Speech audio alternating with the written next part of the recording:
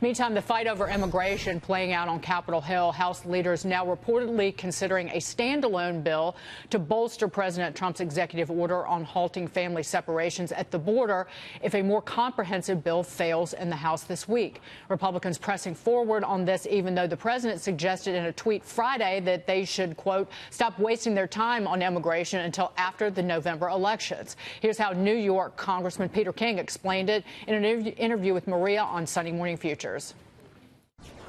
I think it's important for us to lay out our position, to get it there, get it past the House, get it over to the Senate. Then it becomes part of the debate between now and November, and possibly, again, if it can get to 60 votes in the Senate, which is, again, is possible. It's going to be tough. Right. But I think it's important to be out there and to set the debate and set the tone the way we want it to be.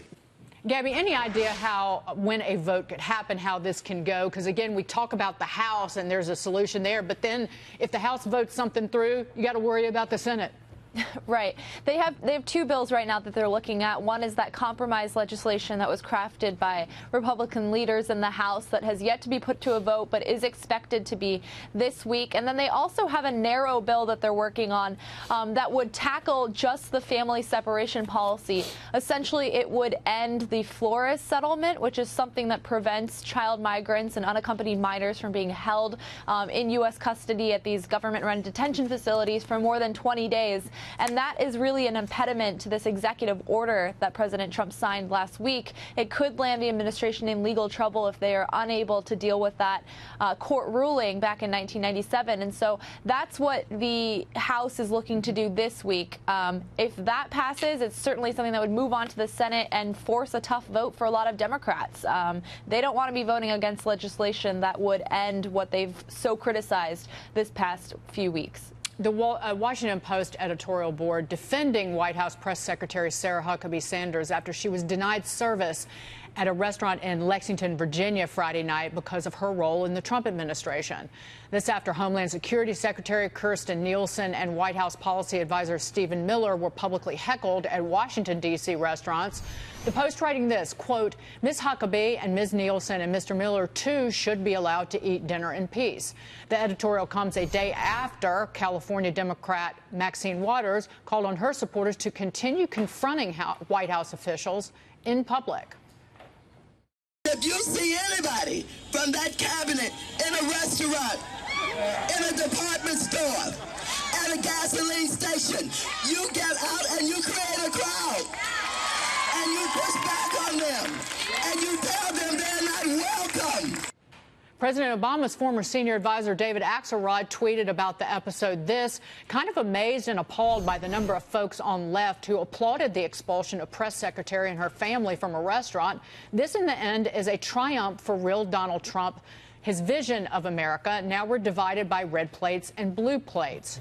Hashtag sad. Richard, I want to get your take on this first, because the Wall Street Journal has an editorial today saying, talking about people on the left, their relentless contempt might end up re-electing him. Right, and I think it's a small group of people on the left. I mean, there's an interesting story about the lady who owned this particular restaurant, the Red Hen. In the article that she was interviewed by the Washington Post, she indicates that, you know, she has LGBTQ folks that work at her restaurant, and she feels that the policies of the Trump administration are limiting, and thus she didn't want Sarah Huckabee Sanders to have dinner at her restaurant.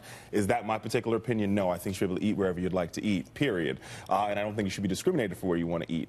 But this speaks to the fact that there is a rift in this country between the left and the right. And a lot of people in this country feel as though the Trump administration has been intolerant and they can't have this respect argument when they're not respecting others. But it's the hideousness of the we're going to be intolerant to fight what they say is intolerant. No, I agree. I mean, listen. And that's what, and again, call these individuals what you call them baskets of deplorables, because that's what helped. One of my favorite quotes is from Martin Luther King, and he says, only, like, darkness can't drive out darkness, only light can do that. Hate cannot drive out hate, only love can do that.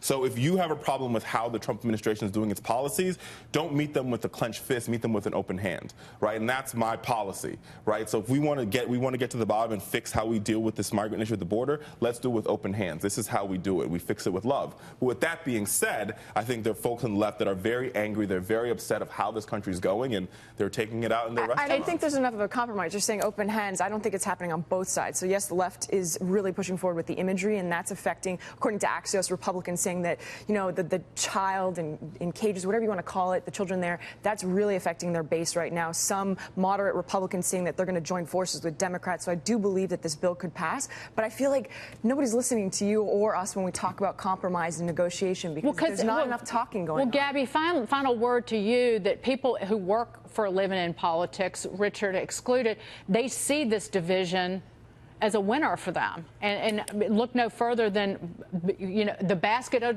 deplorables. It was a phrase Hillary Clinton used, and it helped her lose. Yeah, I think that this is a great opportunity for the president to say, look, this is how people are treated. There is a double standard. Nothing like this ever happened to Obama's press secretary. Sure, there were folks in the previous administration that were heckled at different points of time, but they were never kicked out of businesses with their families. And I think that this is, you know, an excellent opportunity, that the Wall Street Journal really hit the nail on the head in that editorial, that this is exactly what the president has been running on and will run on again in 2020. Gabby, thank you so much. I'll end with, if you're on the right, bad behavior doesn't make you a media hero. But if you're on the left, it does. Gabby Morrongiello, thank you so much.